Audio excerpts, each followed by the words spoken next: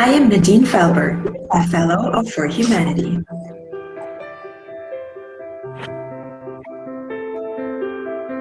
For Humanity is laying the foundation for an infrastructure of trust with independent audit of AI systems. Independent audit of AI systems can help mitigate risks in AI and autonomous systems. Are you aware of what independent audit of AI systems is?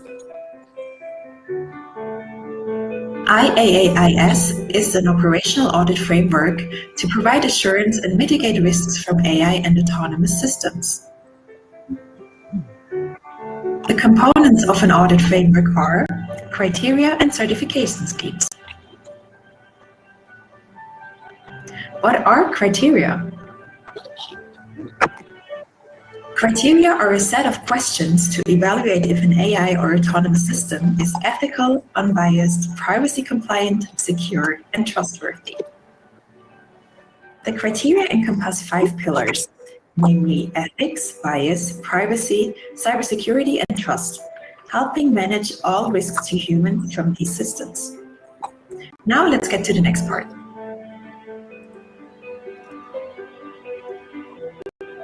The sum of criteria together form a scheme. Once a scheme is approved by regulators, it can be used to certify a company's compliance. Are you still confused? Here is an example.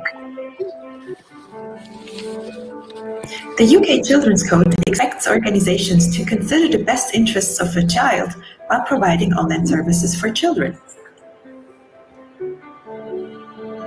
In this context, a criterion is to verify whether the company's ethics committee examined, considered, deployed, and disclosed risk mitigations to protect the best interests of the child.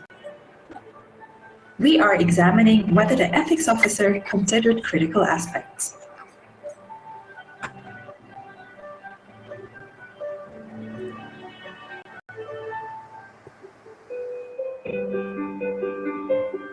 At For Humanity, more than 450 contributors and 37 fellows are crowdsourcing criteria to mitigate risks from AI or autonomous systems. Everything to build an infrastructure of trust for you. Now, let's go deeper about how IAAIS helps build an infrastructure of trust. An infrastructure of trust relies on auditors abiding by 3 rules.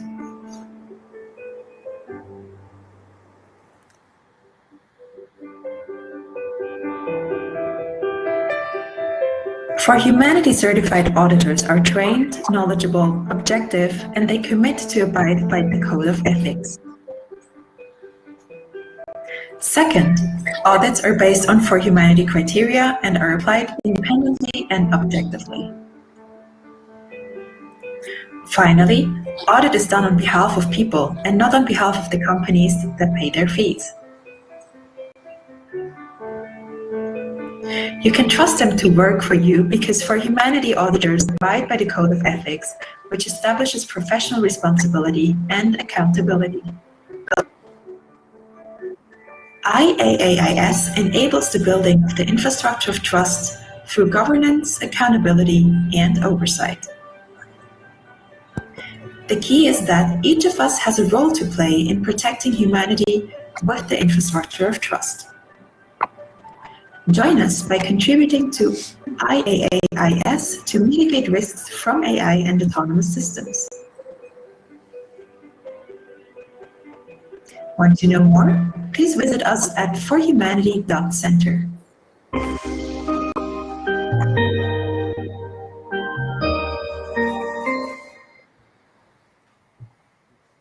Just 2 years ago, the notion that artificial intelligence would become a mainstay of HR departments seemed closer to science fiction than reality for most Americans. Fast forward to 2021, and the pandemic has transformed the way we work, accelerating the rate at which employers have adopted AI-based HR technology. 86% of major US corporations now predict that AI will become a mainstream technology at their company this year. And 83% of HR leaders report relying on some form of technology in employment decision-making. This turn to AI-driven HR technologies did not.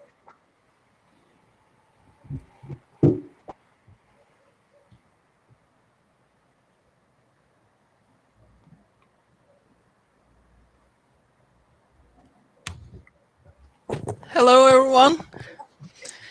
And thank you for Commissioner Sunderling for that introduction from yesterday. Thank you for joining us today for the Human Resources Industry panel. Earlier today, we listened from 2 sessions, 2 parallel tracks on autonomous vehicles and financial services. There were some amazing conversations around that. And yesterday, we actually opened, you saw a clip of our regulators roundtable, where we had EEOC Commissioner Keith Sunderling. We have representation from Government Accountability Office, European Commission, as well as UCAS. So if you miss those sessions, I strongly urge you to go and revisit the recordings. There was some really, really interesting conversations, which we're going to continue today. Today in our HR and recruitment panel, we have some of the, if you're following AI and HR world, you know that we have some of the most vocal voices in the field here with us today, and we would like to raise the bar, who are trying to raise the bar in terms of product development, investigative journalism, academic research, and scholarship. As a certified HR professional, formerly and currently an AI ethicist and consultant, I'm usually on the other side of the table. But today, as a For Humanity Fellow, I am beyond thrilled to have all of you joining me on the panel, and very honored to have all of you.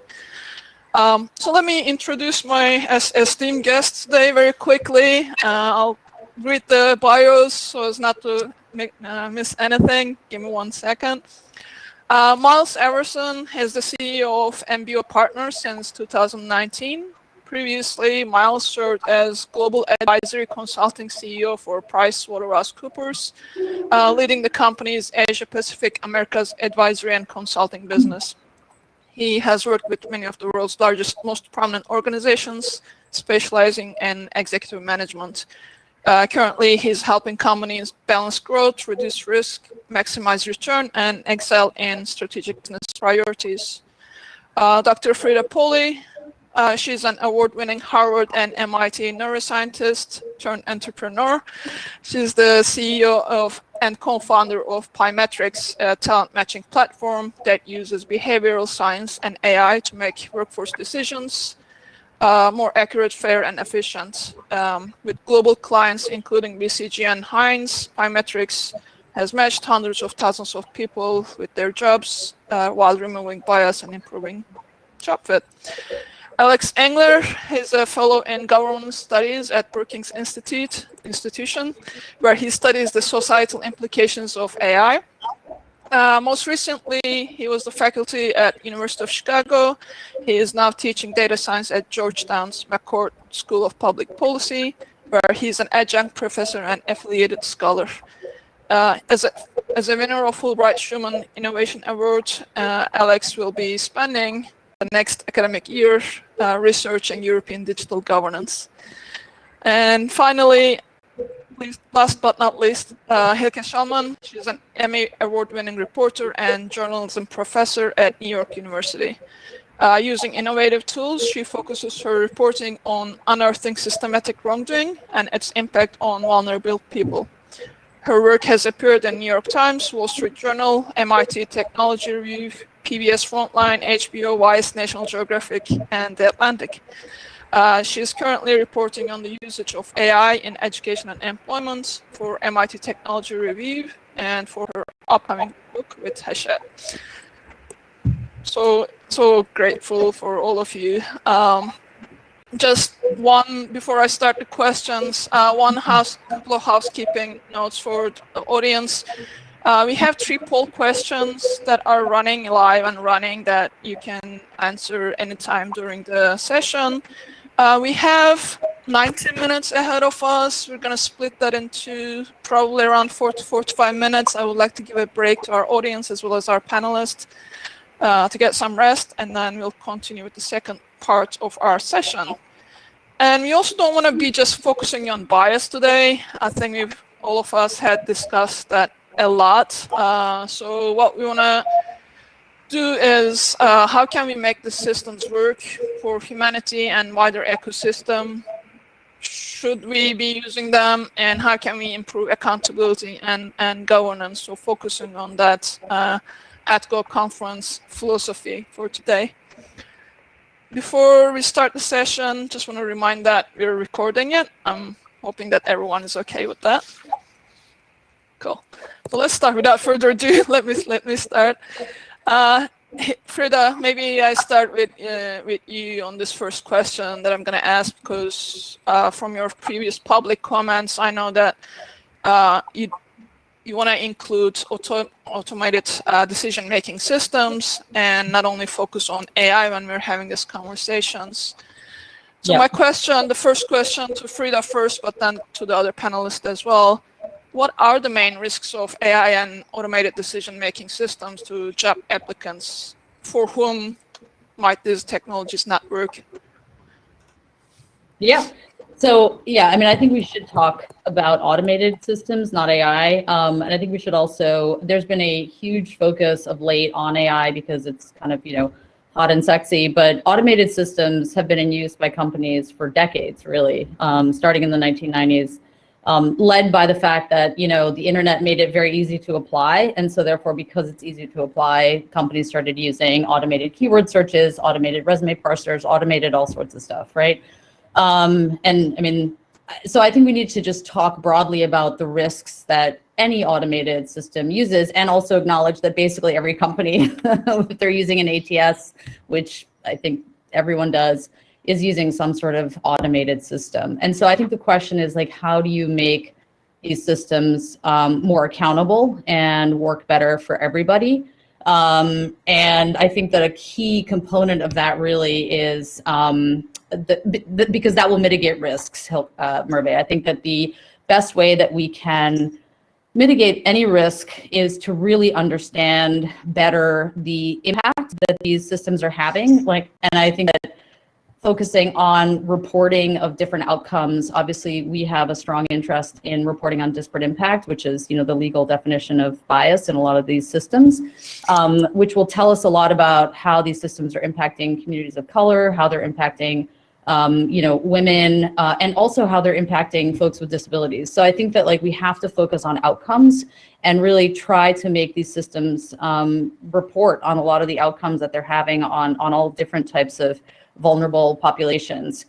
In terms of who these technologies might not work for, I think, the current state of affairs is that I think hiring in general doesn't work for a lot of people. I mean, part of the reason that I started Pymetrics was, hearing from large companies that, I get 1 million applicants and I only look at 100,000 because I don't have the time to look at the remaining 900,000, right? So the system, whether it's automated or not automated, is not working. And so I think we have to figure out a way for all applicants to have access to a system, and then for that system to work as best as it can for everybody. And the position we have is that if our system currently doesn't work for an applicant, so for example, if you are blind, you cannot go through Pymetrics, we do not have a visually impaired version, we absolutely insist that our clients have alternate pathways at multiple stages in the application, that somebody who is not currently able to utilize our system would have access to. But that's not the case for a lot of automated systems, and there's been some great reporting on this,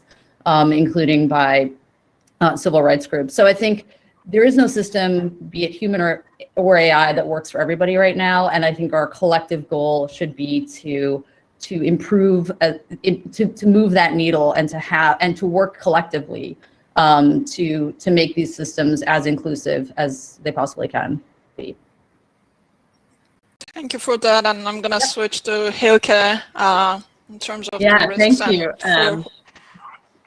Thank you for having me. So I'm so glad we're talking about this, because I think hiring is a high stakes decision-making process, right? It matters who gets hired, how we get hired. Most of us, it's important for us to have a job to pay for food and shelter, right? And also our jobs are often intertwined with our identities. Like this is a big deal. We spend countless hours at work. It's a big deal of our lives. And, there's a reason why most of us are probably pretty nervous before a job interview, because the stakes are high, right? A good job with a good salary is worth a lot for a lot of people. And Frida's right, the system isn't working, right? Human hiring is absolutely biased. We have well-documented bias in there, and we have, it's almost, obviously it's a societal problem, right? For decades, women have not gotten the same opportunities as men, people of color. So we have like a societal problem that is like done by individual hiring managers. But for me, automated decision-making is not an easy answer. It doesn't, just because we use automated decision-making doesn't get rid of bias and discrimination. And so I think the risk here is that automated decision-making might perpetuate or even exacerbate the discrimination we already have. That's a real threat. One of the things is that the scope of these products is one of the main concerns. So Amazon had, as probably many know, had a faulty resume screener that discriminated women. So if they had used that on possibly all applicants that applied to Amazon in a year or something, they could have possibly discriminated against hundreds of thousands of female applicants who had the word woman or women or something on their resumes. So one hiring manager can be biased and exclude females, but in AI can exclude millions of people. And sort of one of the main risks that we see is if the systems are trained on existing employees, that could be pose a risk because of who's not in the training data, right? If I'm not in the training data, how can sort of what is special about me be reflected in the system? So for example, if your employee base is mostly white and male, possibly because of discrimination of earlier decades and years, if you train an algorithm with that kind of data, you might bake into sort of preferences, traits, skills that are associated with being white and male versus actually about the employee. So I think that's a real risk. I think also another risk is when I talk to a company that builds AI game system, they're called Criteria, they told me that if you only use successful employees to run their data, you have the successful employees use their resumes, they have them play the game, and you use that data to run it against the general population. But they found out when they ran it against the general population, the high performers at a hospital, they found out that the high performers have much more empathy than the rest of the population. People working in healthcare, high performers, are much more empathetic. So you could think like, oh, let's just look for empathetic employees, job applicants, because that's the main reason why they're successful. Well, it turns out when they had the games played by unsuccessful employees in healthcare, it turns out they were also very empathetic. So it turns out just that the people who work in healthcare are more empathetic in general than folks who are in the general population. So it turns out that actually high performers, what differentiated them was that they're more organized and conscientious, and that was something you had to look for. So I think there are lots of things that folks don't look into when they use these AI systems that could be a real threat. And Frida already mentioned folks with disabilities. Obviously, disabilities, people with disabilities are already vastly underrepresented in the workforce. They're probably not going to be in the training data. And even if there were, the way disabilities work, they often present themselves very individually, right? So I may have autism, I might be in the training data, but somebody else, their form of autism may present itself just vastly differently. So that could be a real problem.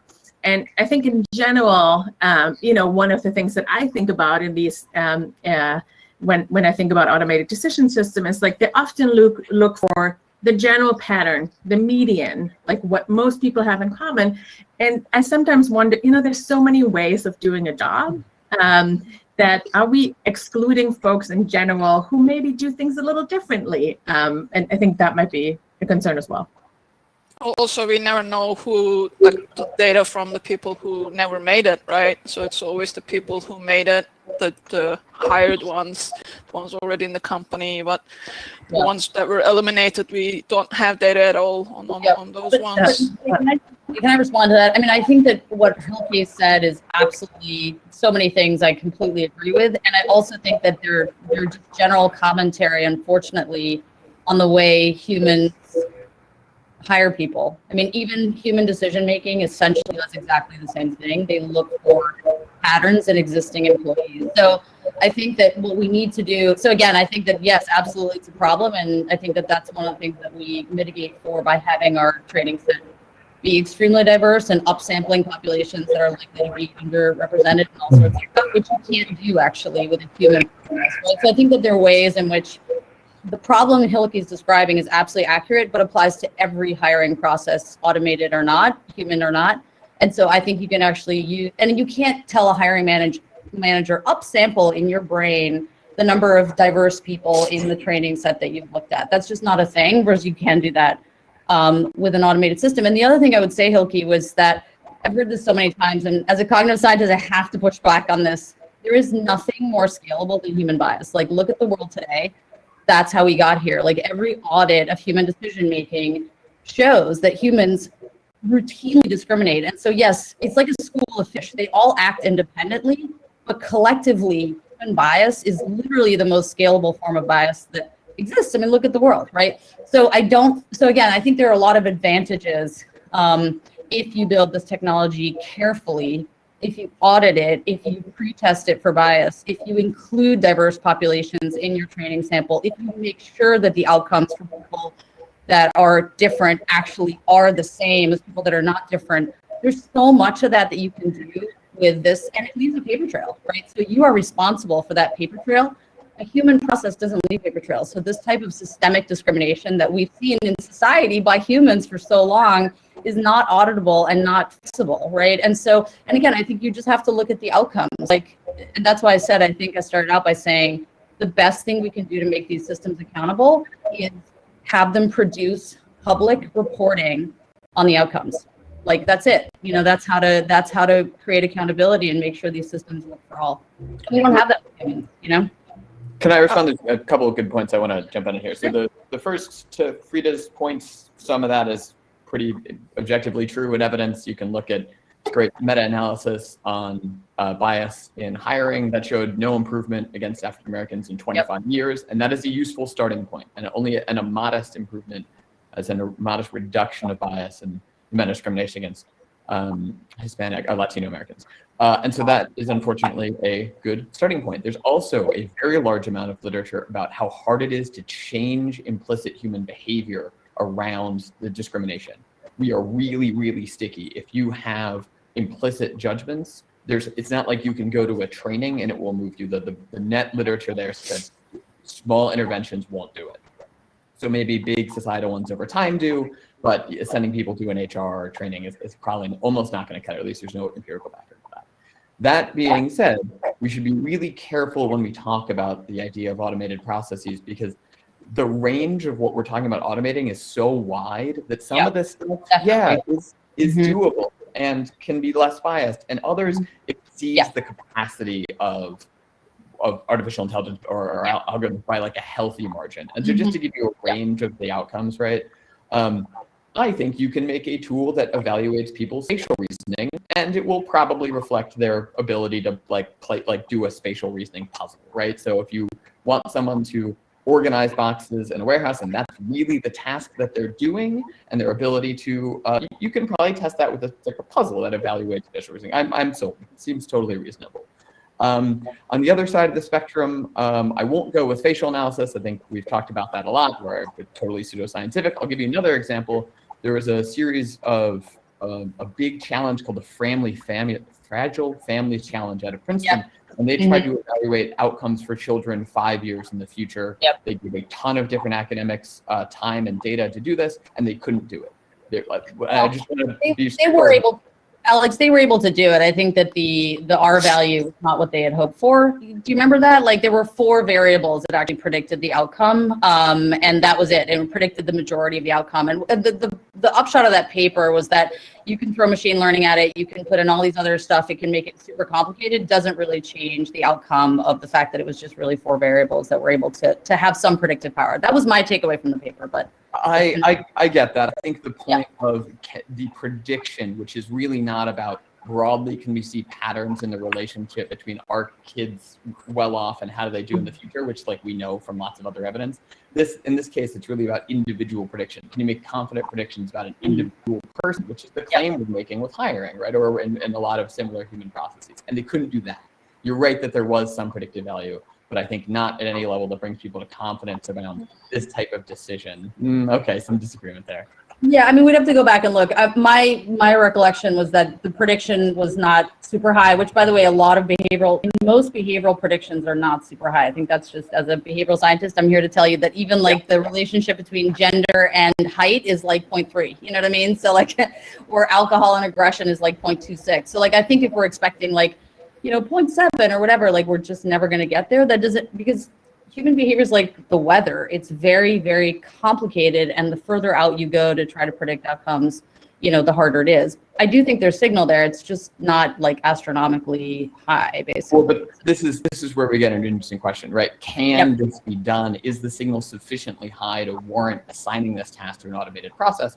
And I think the prevailing evidence around like whole of human evaluation, right? Think about this as the opposite of the spectrum from like spatial reasoning, which is like we are trying to evaluate your whole person's capacity to do a general purpose human task. And I don't think we have any evidence that automated systems can do that well or exceed the capacity. Like that just requires at this point like human critical thinking. Right, but Alex, spectrum, but it's an important spectrum, and where these. But Alex, I think that the data on humans doing prediction is even worse, right? So I think it's sort of like, what are we suggesting is like, the problem is this, and Pymetrics, by the way, doesn't automate interviews. It literally just is an addition to what people normally do with a resume. So it's an addition, it's like a layer that people use in addition to a resume parser, right? Which literally goes from like, I've got 1 million applicants and I can't interview all 1 million, so I have to get to some smaller number, right? So what you're trying to do with that, and so then people go on to get interviewed by human beings and blah, blah, blah, blah, blah, right? But that process that Pymetrics automates is automated at every single company. Like, let's start with that. There is no company where 1 million people are being evaluated by human. So that's the base case, right? So then we have to say, our resume parser is doing a better job. If the company were somehow able to deploy enough recruiters to evaluate 1 million people, would their predictive power be higher? There's zero evidence for that. Actually, automated systems do better. So I think that's the question, is like, I don't know, Hilke, what would you recommend for going from 1 million people to interviewing 20,000? What would be the system that you would suggest that is the most fair and most predictive? I mean, I think we're in. Oh man, go ahead. I mean, I just want to say. I was gonna say, I will come to the predictive piece again. So I do want to focus on that. Yeah. But I also want to touch, hear from Miles and come back to Alex again on going back to the question of for whom these technologies might not be working, because Alex, you had written extensively on this one, but I promise I'll come back to the predictive piece again. Miles, in terms of, maybe I'll expand the question here a bit, the main risks of AI and automated systems. We talked about individuals, but also social justice implications of these systems. Can you give us some your comments on that? Yeah, I can add. I mean, so first is, I break this down into, first is, let's just say technology broadly. Do we believe that technology makes it possible to give greater access to opportunity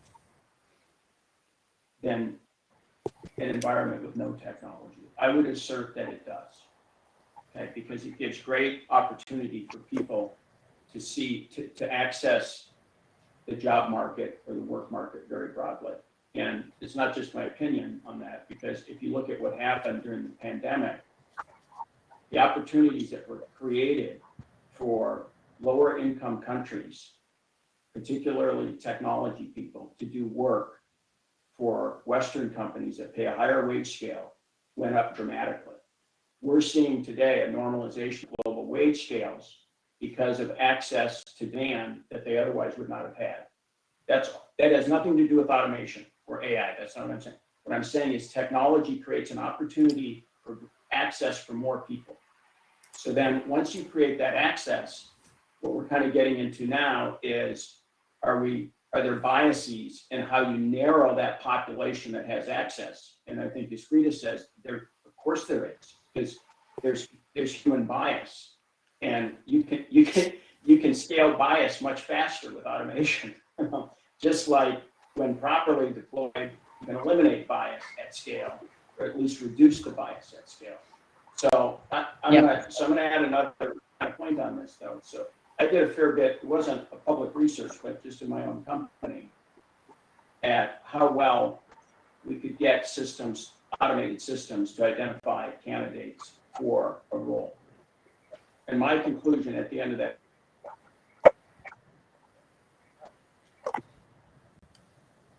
I think we might have lost Miles. Sides. You guys still there? We had a break, Miles. Can you repeat your last sentence?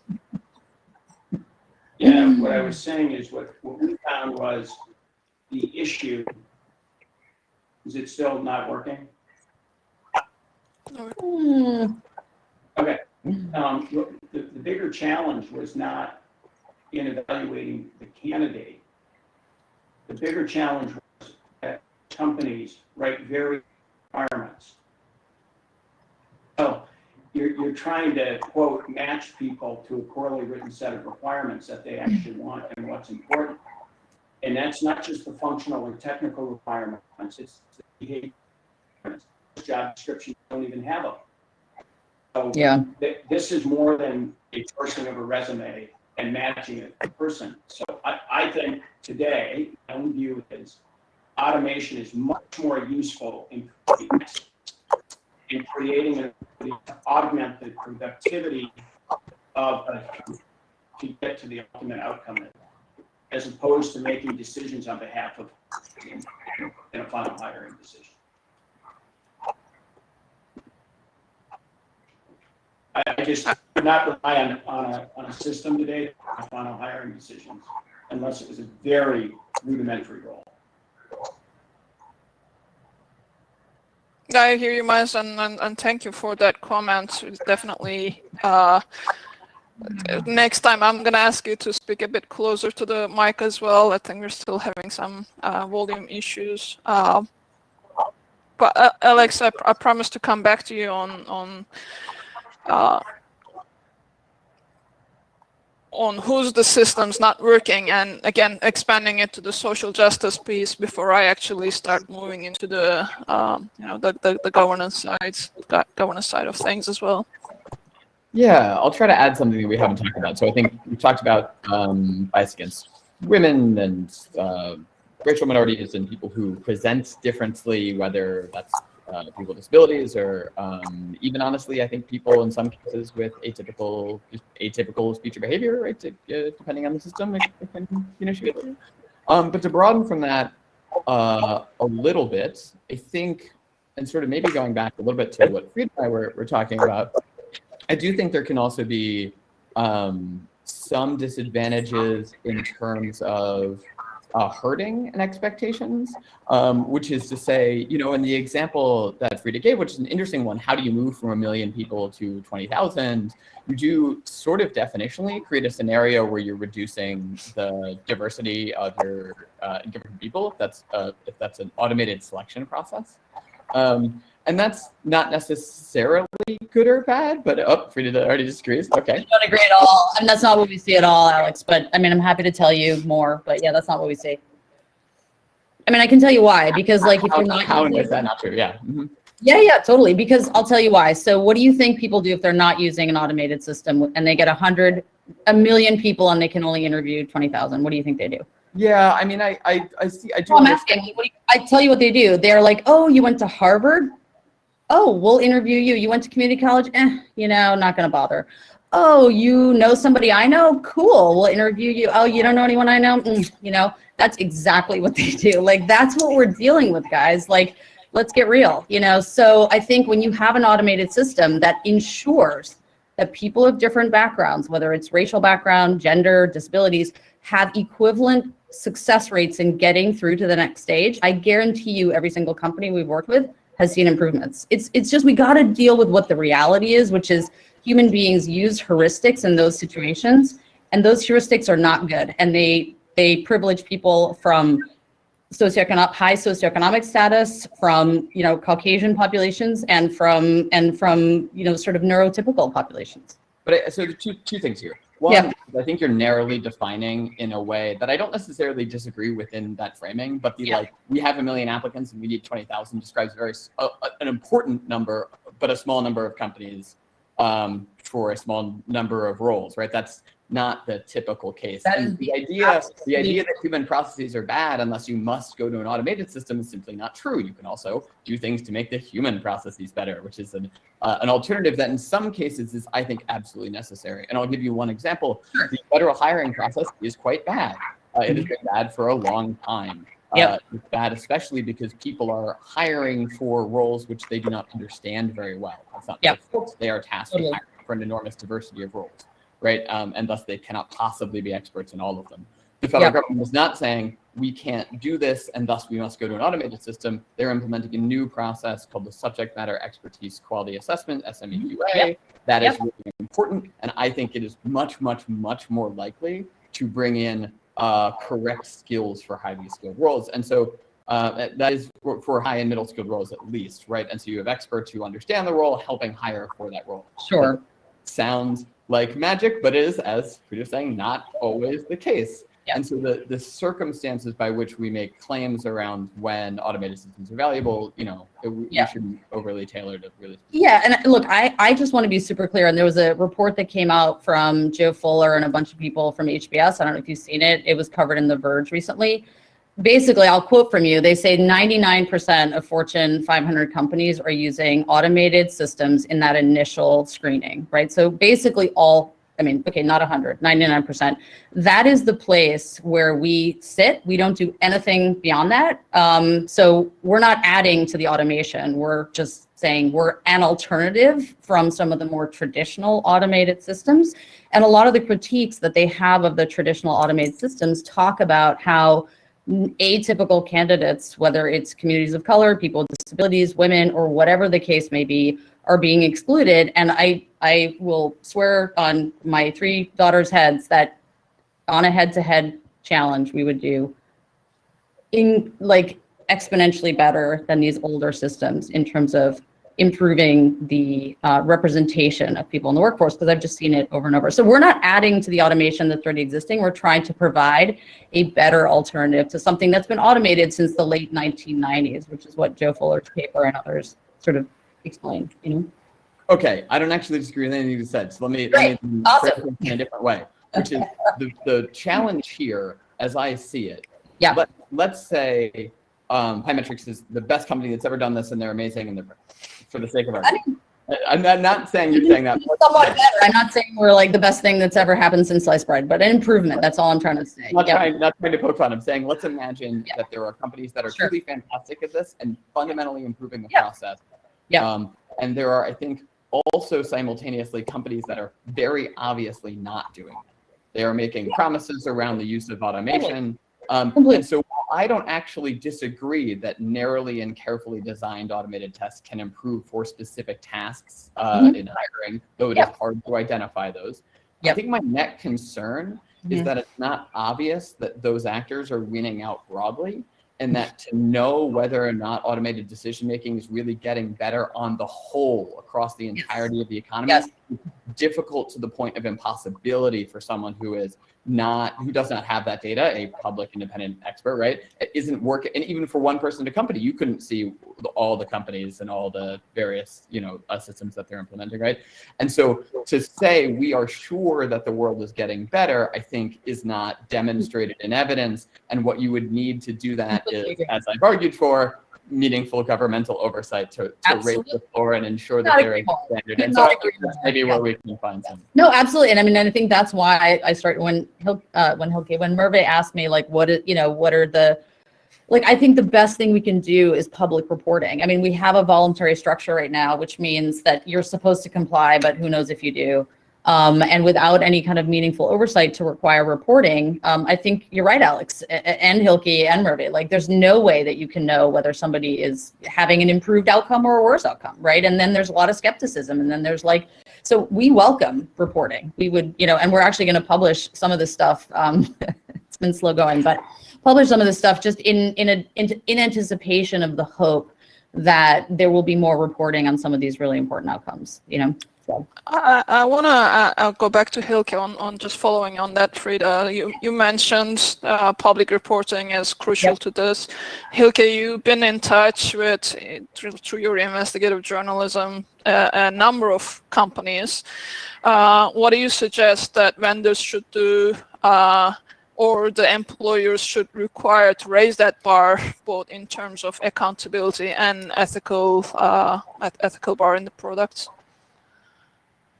So I think one of the things that is really hard for us to overcome is sort of this language about proprietary algorithms and that this is a black box. Companies, vendors themselves tell me, oh, it's a black box. We don't know how our system makes decisions.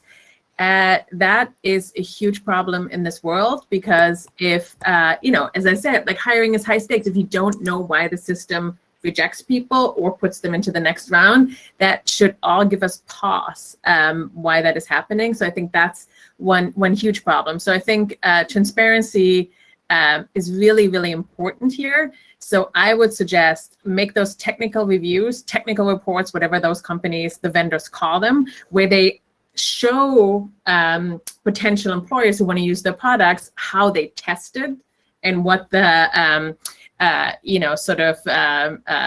the system works and blah, blah, blah. Make those public. Make the data that you've used as input data into your algorithm, make that public. Make your methodologies public. So we understand, have you only tested this on like college graduate students between 18 and 22? That should give us pause if we're going to use this on a different population, right? Those things we need to know, but we don't know this. And the problem is that not every employer is savvy to ask those questions, get lawyers involved, get IO psychologists involved. So the problem is everything is sort of happening in this darkness. So we know that some employers have pilot tested some of these AI tools and they didn't work. And they were possibly discriminating against some protected classes like women and people of color, and they didn't use the tool, but the public doesn't know about it. So we can't raise the bar in these technologies, right? So that's a huge problem. So, and the standards for audits, are sort of all over the place, right? Like I reported on, and Alex did that too, on HireView's audit by Kathy O'Neill's company. That was sort of a stakeholder conversation, if I would, I would call that. I probably wouldn't call it an audit. And then Parametrics did an audit where they actually had someone looking at their code and testing the system much better. But that was it was a narrower question about the 4/5 rule. So I think the problem is that we are flying the plane as we're building it. So we're having a lot of problems with standards. So I think a government standard or third-party standard would be great. And, when I test these tools, I'm not even a machine learning expert. When I am, as one journalist, I've tested some of these tools. I quote unquote tricked them. There was an AI software that was supposed to get me English competency scores. I spoke to it in German and I got a 6 out of 9 English competency scores. I mean, it's funny when you think about it, but then you think about, wait, they're testing real people with this software. They're rejecting real people who are not going to get a job. And what does the system predict upon? It's not clear to me. With other software, I did the same thing.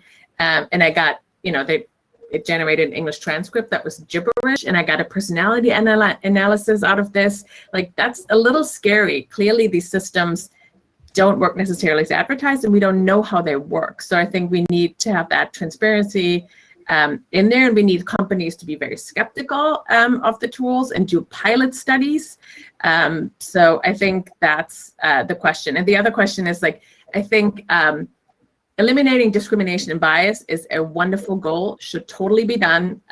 No questions asked about that. But that's sort of a minimum bar that the government requires in the United States with the 4/5 rule, a more or less, a fair and hiring process without discrimination. Obviously, there's a little bit of latitude in the 4/5 rule. But the one question that also is interesting to me is when I do these tests is like, do these tools work? And we need some validation here. Do they actually predict who are going to be the best employees? And that's a huge academic undertaking.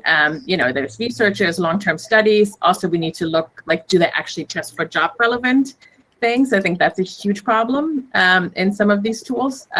So I think if employers could be more savvy and more skeptical, that would be a huge effort, and publish those pilot studies that they do.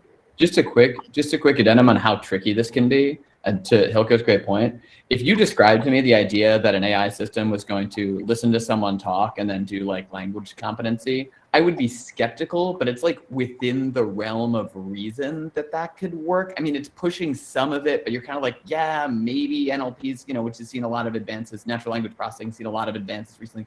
Maybe it can do this pretty well, right? So much progress on some of these models. And then you speak to it in the wrong language and it gives you a 6 out of 10. You're like, wait, what? Like, it's very hard to reason in the abstract about whether or not AI can do a thing, which is one of the, or an automated system more broadly can do a thing well, which is one of the problems why this is hard for the companies that are procuring the software to make intelligent choices, right? So the companies who are going to buy the software see a bunch of claims from vendors.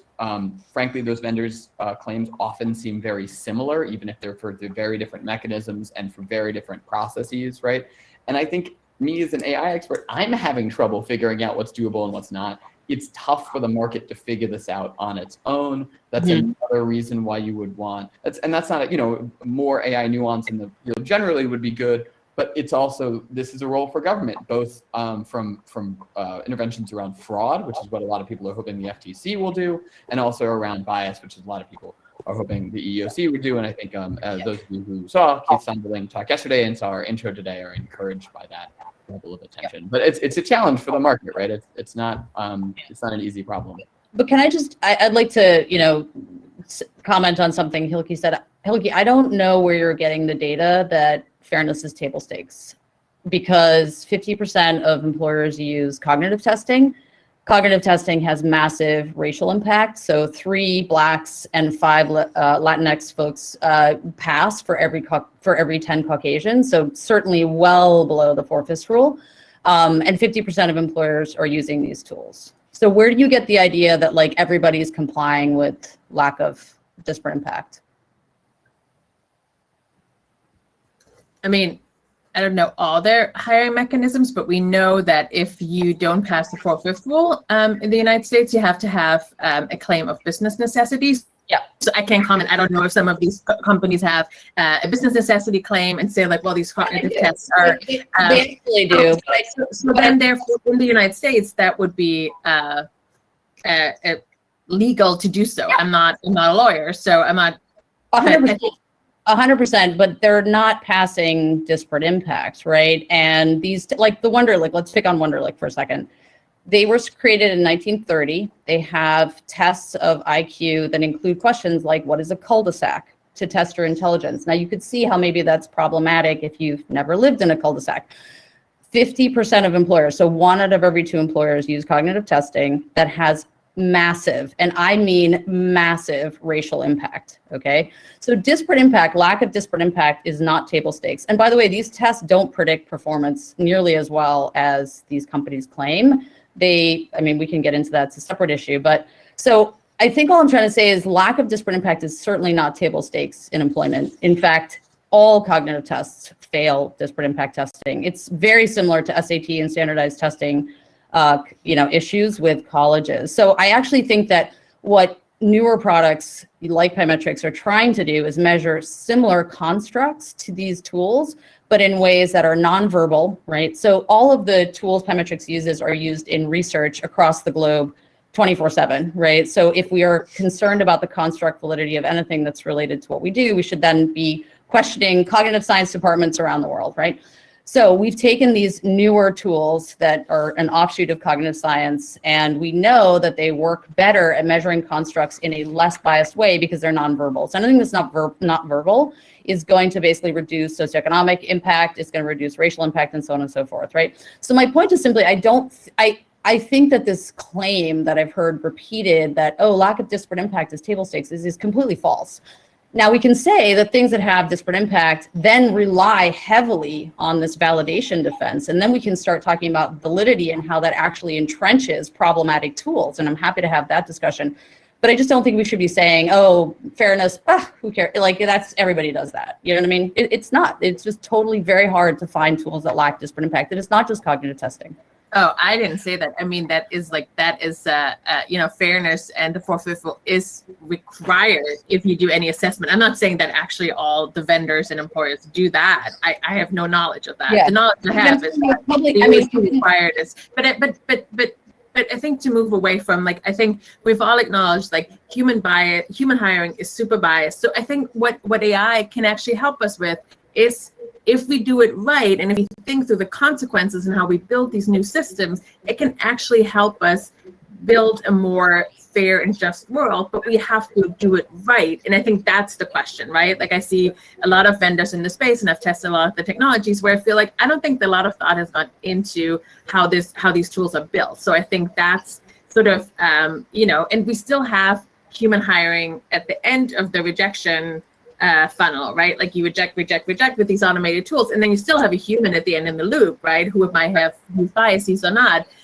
So I think we have to, like, think about a whole in here, and also think through, like, is this not an opportunity to really rethink hiring and understand human hiring doesn't work? Here's some things how we can change that, and here are some things how we need to make sure that these automated tools don't accidentally perpetuate the problems we already have and possibly make it worse just by the scope of it. So I think that's why we come to the automated hiring systems and talk about them so often, because they actually present an opening into a better world. We just have to get it right. And I think that's where we struggle with researchers like Alex struggle about the intransparency. We don't have government standards. We don't have any public accounting and public publication of the data. So I think those are all huge problems. And I think it comes to, like, the vendors who are often, have a lot of technical knowledge, come to some employers, probably not the large ones. I'm sure they do a lot of due diligence, but like smaller ones that don't have, I've talked to folks in middle management who have an HR department, and they get hundreds of applications, just too much for the two people that work in their department, right? So they're like, well, AI never makes a mistake, and this vendor has a great tool and solution, so I went with them, and it works great. None of our tell us that, but yeah. So I think, like, if we can empower those folks and find processes, and maybe acknowledge that not all employers can do the due diligence, and maybe the government should come in here and provide minimum standards that all have to abide by, and have to maybe be checked or file the data with the EOC. And there's, I don't know, panel of experts who can look at this. I don't know. I'm all for that. I mean, I think that we actually sent a letter to the EOC saying we'd love to, partner. We'd love to help move the field forward, and have had the benefit of being able to meet with a number of the commissioners. And our basic premise is that there needs to be more transparency, right? And anyone that's not willing to do that, I think, you have to have the question around that. But I also think, look, Hilke, we've known each other for a long time, so I'm just going to say what I'm going to say. I think there also needs to be, a little bit less of lumping everything into the same category, right? Because I think, we do things quite differently than other folks. And I think we often get lumped into just a general category of, like, well, there's probably something they're not doing right or whatever. And I think, we need to start being more, we need to help educate the public that, it's everything from, like, over here on the right to over here on the left, And I think, like, for example, like, you did you had tested out our system and, looked at what's called the BART. It's a balloon analog risk test. It's used across the globe to measure risk propensity. And, you'd sort of question, like, well, does this even measure risk? The fact of the matter is, if it doesn't measure risk, then cognitive science departments for the last 2 decades have been really screwing things up, and every paper that's ever come out of there should be questioned. But also the fact that, I think when we start thinking about, like, what is important for jobs, right? Like that, I think we've been very focused on degrees. We've been very focused on prior work experience. We've been very focused on elite colleges. We've been very focused on GPAs. None of those actually show any, first of all, they don't measure your potential for a job. And secondly, they create massive societal barriers to people that can't go to an elite school, don't have, are working a second job and therefore don't have the right GPA.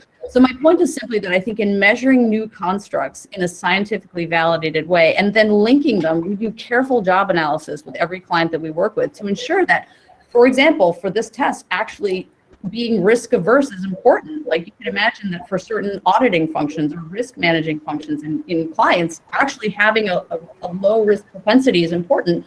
I think measuring new things that are far more equitably distributed in the world. That's why we started Pymetrics, because the data we collect is unbiased, and that's what's unusual about it. So I think all I'm trying to say is that's the beauty of some of the new systems that are out there, is that they're not reliant on these systems that are heavily going to predispose towards maintaining the status quo of basically privileged white people getting jobs more easily. I think we have to try to differentiate between stuff that really is crap and stuff that actually has been built with sort of very solid scientific evidence-based stuff, which I think we are. So I want to make sure that I don't want to cut the conversation, but I had promised a break, but I don't want to take away from the back and forth from the conversation. So if everyone is okay, can we go through it without the break? Yeah. You mentioned, Miles, do you want to test your sound for a second? Yeah, can you hear me okay now? Yeah, we can hear you. Great, thank you. Cool. So we mentioned audits and regulation being necessary on that, and we just got the poll results from our participants as well, saying that one of the questions was, who's responsible to ensure AI recruitment systems works in an ethical, responsible manner? And the 100% answer was all, saying vendors, employers, and regulators. So looking at the overall ecosystem, not just the vendor, not just the employer or the regulator. And the second question was around the oversight mechanisms for AI recruitment systems. What should be mandated, not mandated assessments, etc. And with 60% lead is the pre-market and ongoing mandated assessments by independent third parties, which kind of is a good transition from what you already mentioned in terms of the audits and what For Humanity does, which is a ground-up building of independent AI audit framework, where For Humanity itself does not audit, but provides the standards and the framework to the governments for it to be certified, and then independent auditors who are licensed and certified to come in and do that with fidelity. Alex, I want to come back to you, and then the rest of the panel on this audit issue. What does it take for an audit to be, proper in itself? You mentioned about Hilke and yourself. You mentioned a couple of audits that we've seen in the news. What are some of the must-have requirements for audit for it to work? Yeah, okay, a really great question. I'm going to try to talk about two things, and I'll try to be brief, though. The paper I dropped into chat is entirely about this, so if you want to read way too many of my words about it, that's what I would recommend. Two things I want to bring up. One, the technical requirements of what make a good audit are complicated. I took a stab at it in that paper, but I think what's interesting about it is that we don't know, and I basically tried to write some things down to help start a conversation about what specifically audit should be, because we're at the point where we can't just start vaguely hand-waving at them. We have to start putting out some ideas. I applaud For Humanity for doing the same thing. A couple of those things included in there. You look at the actual model outcomes. What did the model predict, and would it have biased outcomes in its actual suggestions of who to hire? How does it compare to historical data? Is it better or worse than what has been done in the past? You can even do hypothetical data. If you generate various hypothetical circumstances and then put it through the model, how does that change model behavior? This would help you evaluate drift and how the model might change over time. So actual, like looking at the data and the interactions with the model. For dependencies, was it built on other models, right? A lot of AI now, algorithms use transfer learning, a model built for one task, repurposed for a second. Does that underlying system have problems? This is very frequently the case in natural language processing. You train a model on the internet, it turns out to be discriminatory or toxic. It's also a great example, unfortunate example of people with disabilities, and toxicity are highly related in online speech. And then you go on and you use that for something else, and you see that discrimination perpetuate. Is the documentation well reviewed? And this, I honestly mean everything from, does the documentation that come with a model, right, does it describe the model sufficiently thus the people who are getting it can use it? Really important question, because if you're just getting a model that says it does everything, don't worry about it, the odds that that gets implemented effectively into an HR system is not very high, I think. And then simultaneously, does the public claims around its function match the actual function? To Frida's point about transparency, I do think you want to make sure, if you're going to audit something, that the public claims, again, which infuse into the market and how the market actually functions, match what the models actually can do.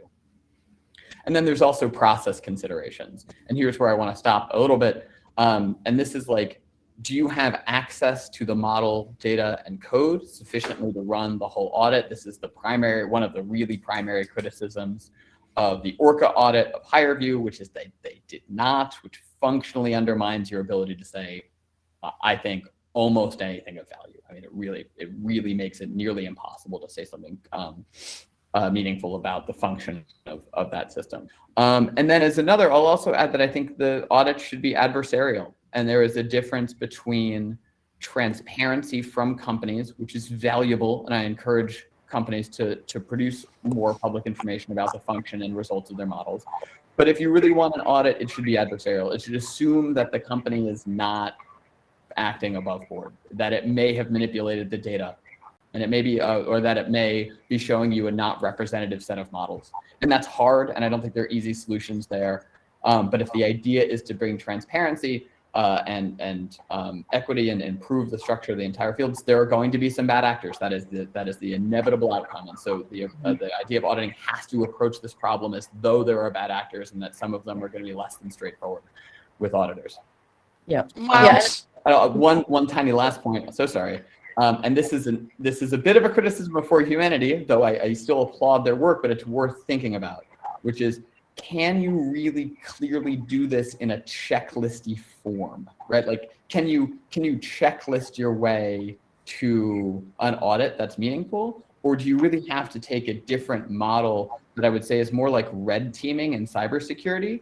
And the idea of red teaming cybersecurity is less about do these set of things and then you're compliant, and more about, we're actually just going to attack this problem. We're going to sort of adversarially try to identify discrimination, or even create discrimination in a circumstance that person didn't see coming.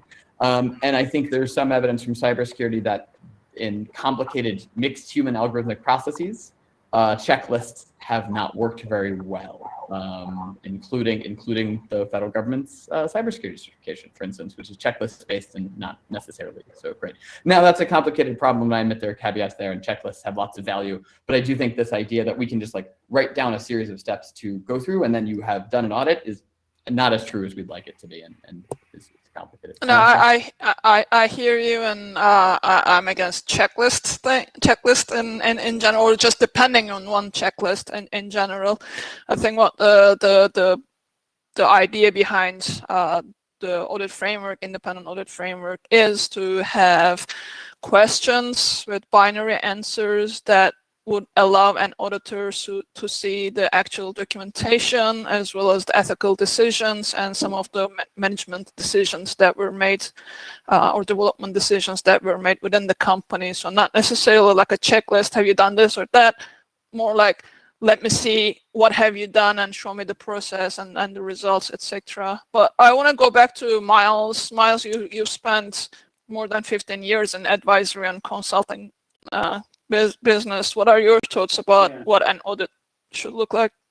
Yeah, I think even more appropriate here is, I'm one of the principal authors of what's known as the COSO Enterprise Risk Management Frameworks and internal control frameworks, which is what companies have to attest their controls against if they're a publicly traded company in the United States. And so those frameworks, so first let's just start, you can have a control audit, and then you can have what's known as a substantive audit.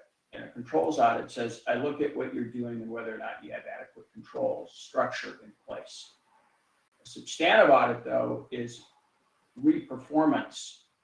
And there's more than two, but there's two principal ways. So I can take the same data set and run it through every company's model and see what outcome I get. Do I get the same outcome, or is there wide or unacceptable variation in outcome? So that's same data, different models. Or I can build my own models and use their data set and run it through my model and see whether or not I get the right answer. And oftentimes you'll see it gets done both ways in substantive testing. You take and run a consistent data set through their model, and then the other is you take their data and run it through a consistent model. Then you can start to see variation between different models. And so even when you do that, though, you will still end up with humans interpreting the outcomes of those models, and there'll be bias in what's acceptable and what's not. I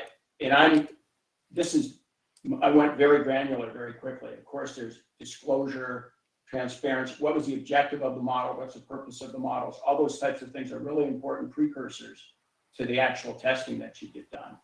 I'm not a fan of detailed checklists other than as a kind of a completeness guide of, are you considering all factors? But I think it would be naive to think that everything is so consistent that one checklist or 10 checklists will allow you to properly test a model. You have to have judgment when you're testing models that complements your completeness checklist. Thank you, and I agree with that. We have a question on the Q&A.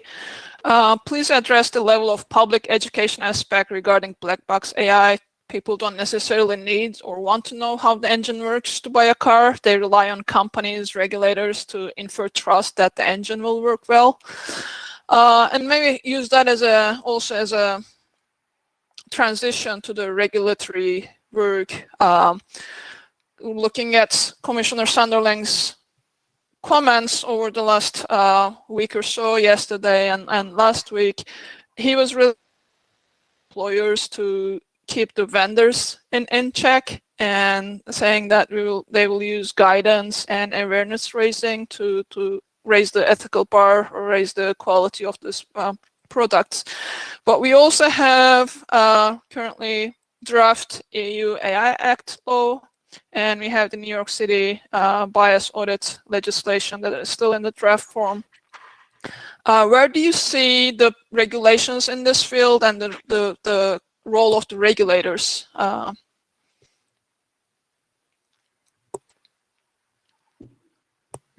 I mean, I think we've seen pretty well that maybe the market isn't so good at regulating itself. Like, some of the AI tools have been around for a few years, and we still have a lack of transparency. We still talk about black box algorithm that vendors put out and say, oh, we can't, we don't know what our computer does. So I don't think that the market is really good at that, and that's sort of my idea also about audits, that they're a great idea in theory, but there is an incentive problems for some of these audits if the companies pay for it. We've seen that in the housing crisis. If I can if everyone remembers that, like, all of these mortgages that were subprime were rated AAA by ratings agencies that were supposed to audit and look at these mortgages and make sure they are actually good, without risk or very, very little risk to buy. And they were paid by the companies who issued these mortgages. So I think that's sort of a thing we have to think about with audits. If they're, I'm glad Parametrics did the audit. We are better because we have that audit, but it was paid for by the company. So I think the incentive structure isn't easy here. So I think government has a real role here to play. And it saddened me to see that the EUC has not, the Equal Employment Opportunity Commission, which would kind of be probably the natural regulator of the space, hasn't acted in any meaningful way, hasn't issued guidance. And I know that Frida and a lot of vendors in the space would like this guidance too. So I think there is a real role to play here. The New York City law was discussed last November. And so we're already coming on a year that there was a public hearing on this. So is this going to pass? I am not sure. I mean, I'm not part of New York City Council, but it doesn't look very promising that we're going to have a law here that has, I mean, minimal transparency and sort of the things that we're thinking about. Maybe I'm more hopeful with the EU because things happen there a little bit better. So hopefully that will help us. But these are all up in the air. But I think we need there is a role of government to play, and it's saddened to see that there isn't a concerted effort in the federal government in the United States. So we've seen like little things pop up, right? Like some states have some regulation that you have to tell people if their facial action units or micro things are being checked in AI interviews. I mean, they're good, but this is like a patchwork of regulation that is not helpful. So I think we would love to see a federally mandated change. And I don't think what Commissioner Zonderling thinks that the companies will regulate the market. We haven't seen that, and I'm not very hopeful of that. So just, Frida, do you mind if it builds right on this, and I'm happy to defer to you after. Pretty on board with Hook. I'll also add the analogy I actually come to. This is the core problem with Arthur Andersen and Enron, right? This is before we had large financial accounting standards, and Enron was paying Arthur Andersen to say everything was fine, and in fact, everything was not fine, and Enron collapsed, and it was bad. To cut that a little short. With the EU AI Act, I do think it's worth noting that AI employment systems would qualify as high risk. That does entail a higher level of standards around documentation, around process, around non-discrimination. Some of those are valuable. What we haven't seen, even if it were to pass as is what the post-market surveillance looks like. The reason that really matters here is because these there's sort of two categories in the EU AI Act of high risk. If it falls into pre-existing product regulations, which include like medical devices, then there's an independent audit process that already exists, and there's a government that will like ensure the sort of AI standards are met. If it doesn't, as in the case of hiring systems, there's no current check. So these standards that would be in the EU AI Act would come down to self-enforcement and self-certification entirely, unless this idea of post-market surveillance, which is individual countries, regulators go and do something that's within the scope of the law, but isn't really firmly established. It's a little wishy-washy on exactly how thorough that enforcement would be. We could have a situation where we actually have quite a bit of paperwork that we require without that much actual enforcement. And my intuition, honestly, is to go the exact opposite direction, which is create some, Hilke said independent. That's a great word. The independence is what enables you to be adversarial, right? As I was talking about before, if you're not independent, then you can't you can't be as adversarial. You can't assume that the company paying you is lying to you. It sort of creates a bit of an issue there. And so that those independent audits or those adversarial audits, that I think is a more critical goal than a sort of set of standards for companies that doesn't lead to any surveillance. Unfortunately, that's kind of what the EU Act might bring us. Hopefully, the EEOC here in the US can do both, can set out standards and guidelines that improve the way we hope these systems will work, and also provide some direct oversight and enforcement. I think Frida wanted to talk to, so I will shut up. So I just want to say a couple things.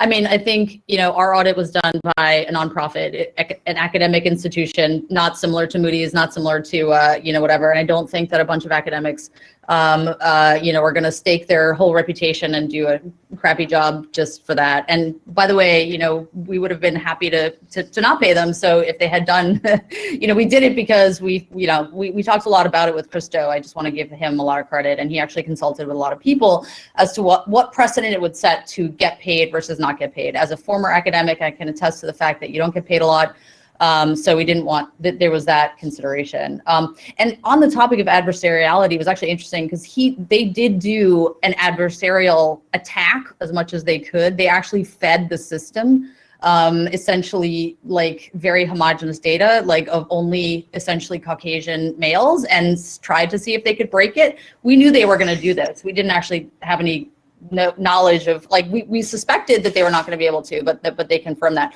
So I think that, you know, my only point is simply that I think there are ways to do it, but of course, you know, the more adversarial and the less, again, I would have been happy not to pay them and have that apparent conflict of interest removed. The other thing I will say though is it's challenging, right? The EEOC doesn't regulate vendors.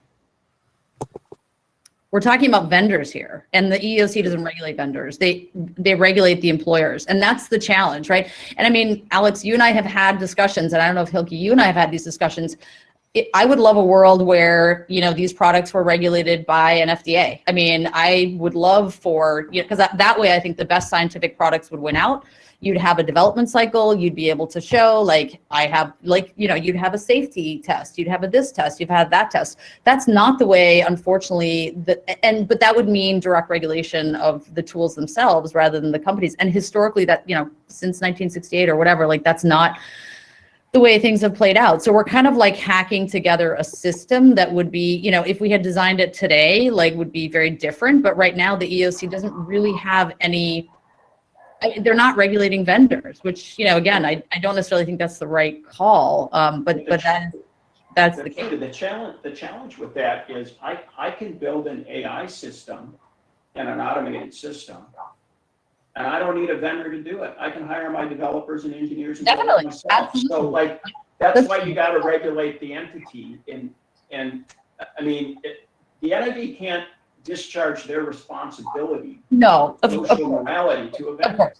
Yeah, no, of course. I'm just saying, all I was trying to point out is that unlike drugs, right, you can't directly regulate the people who are right now. The structure doesn't allow for the direct interrogation and regulation, which I think is unfortunate, because I think that, like, you know, it's back to this idea of, like, you know, cognitive testing, for example. There's no cognitive test that doesn't have disparate impact. So it doesn't matter what employer uses it, you're going to have disparate impact, versus Pymetrics doesn't have disparate impact, right? So at the end of the day, like, how an employer uses Pymetrics versus a cognitive test actually isn't going to change their outcome with respect to disparate impact. So is it really, you know, like, it's a shared responsibility, Miles, I agree with you, but there is no way right now. I mean, they can issue guidance, obviously, but you know, it's. And I guess the reason I raised the point the way I did is my concern would be that if you focus the regulation on vendors, you allow companies to outsource that obligation, and so you could have an unintended consequence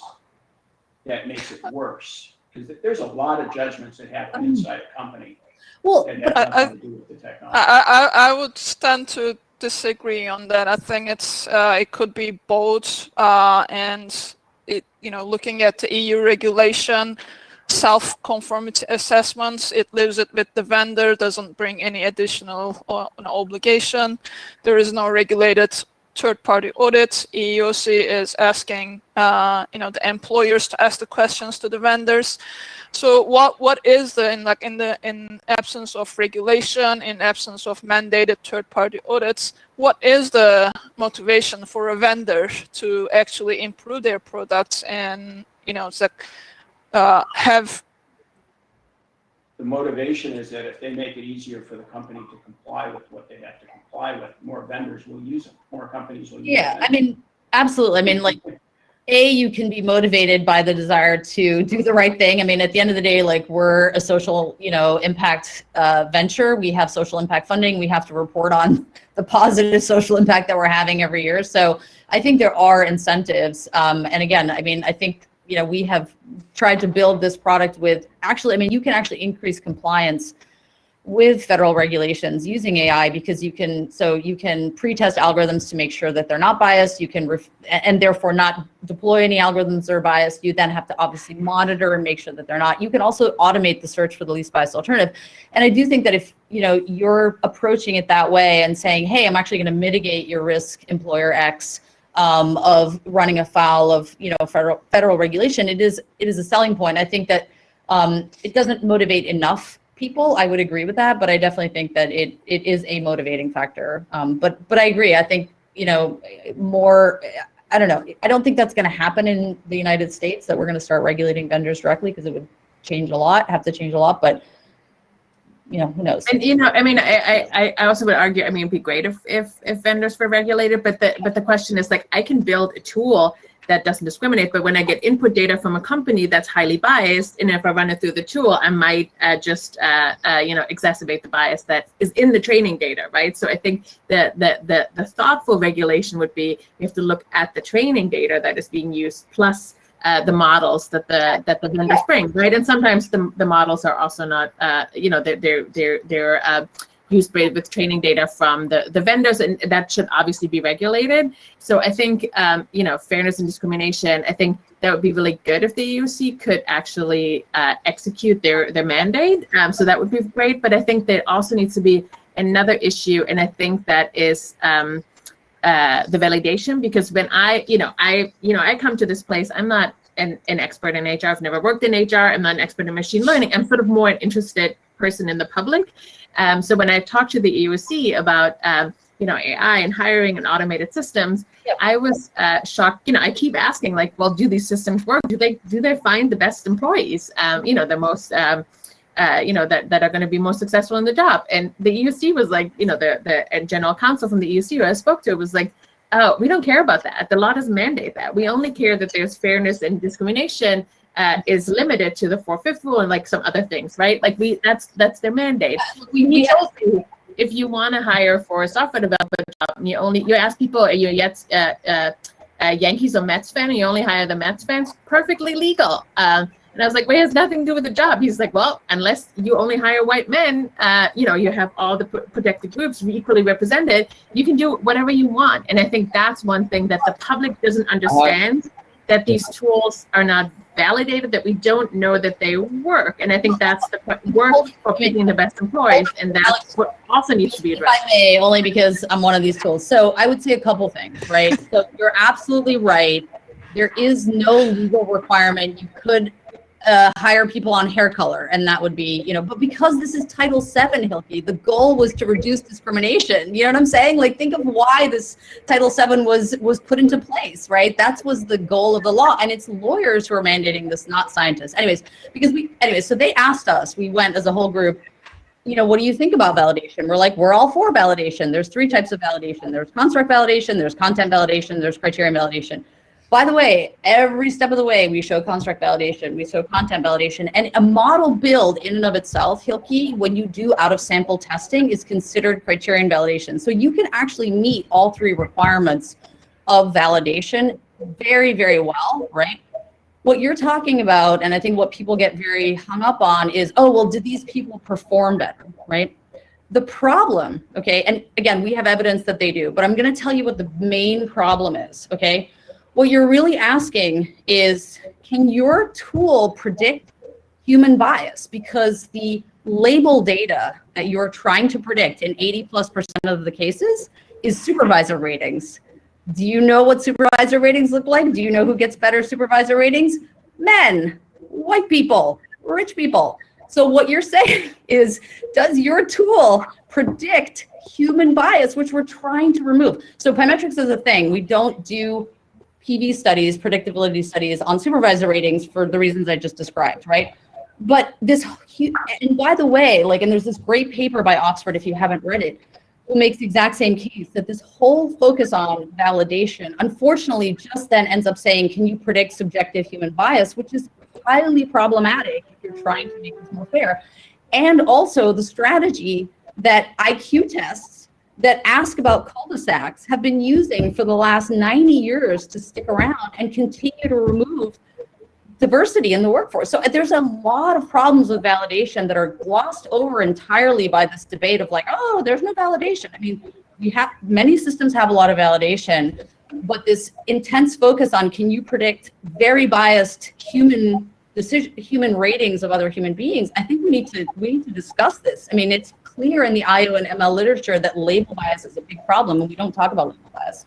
Yes, and I think that performance reviews are highly biased. But I mean, but the metric relies on successful employees who have been labeled successful by managers, right? Asking validation. You're saying, does this thing predict success? Success is in the eyes of these humans that are highly biased. So what you're saying is, can this tool predict human bias? I mean, at the end of the day, right, Alex? Can I jump in here? So a couple things. One, I think Frida's making a perfectly valid point using the historical bias. That's, the using human ratings historically is going to have all sorts of problems. That's not the only way to measure success. There are other. That's like 90% of the data. Frida, but we have a hard stop in 3 minutes, so I'm going to ask Alex to wrap up and do the final comments. Putting that aside, I do think there is a reason that the EEOC is primarily focused on discrimination that is valid. And then I would also just add the FTC focusing on fraud. This is AI governance broadly is an enormously complicated problem. And at the moment, we're doing very little to none of it. And the transition in the weeds of going from agencies that are not doing a lot of enforcement to even some is actually pretty significant in terms of culture, in terms of capacity, in terms of regulatory changes, possibly legal changes, possibly data access. It's hard. There is a reason to actually set a fairly low, a first pass on this and focus on what is explicitly illegal already, which I would argue that discrimination in employment is, and fraud in what these systems do. That's actually doing it's doing a lot. It's hard. Frankly, running a pluralistic democracy is one of the core challenges in the entire world at the moment. If anyone's paying attention, super hard. There's huge economic benefits. Plugging a new Brookings report from colleagues at Metro today, a different center at Brookings that said, if the US economy were more equitably distributed by race and ethnicity, it would add $23 trillion to the economy over 30 years, which is an enormous shocking number. And that's a net increase if you just sort of make the economy more equitable. So there's huge gains to doing this, and it's very hard. And there may be opportunities and there may be a task in the future for government to also make sure AI is more effective. But I do think if it's less fraudulent and more fair, the market will actually solve a lot of those other problems. And I am not one who's like, yay, the market. But in this case, we need to sort of figure out what it can and can't do. And in an honestly communicated environment where people can choose which of these tools work well and which of them are discriminating and not, I think the market will work at efficacy on its own in some senses. Maybe that's a little optimistic though. Anyway, so that's the broad, there is just to sort of give the EEOC an excuse, there's a reason it's focusing on this relatively narrow band. And I think it is actually pretty defensible in the scheme of things. And I appreciate all of those comments. If I had another hour and a half or 3 hours, I would just continue this conversation. Maybe it gives me an excuse for another panel. We haven't even touched the employee surveillance piece that I had in the agenda, but there's so much to discuss on the AI and recruitment piece that I would love to continue the conversation, and I know I will, because I'm already all of us have been in different terms, have been working with each other, and kudos to EEOC, kudos to lawmakers, and kudos to those who are trying to raise the bar, and the fight goes on. I cannot say enough for today, and thank you so much for your comments and your participation. Thank you all. Thank you guys. Thank you so much. Thank you. Bye. Bye-bye.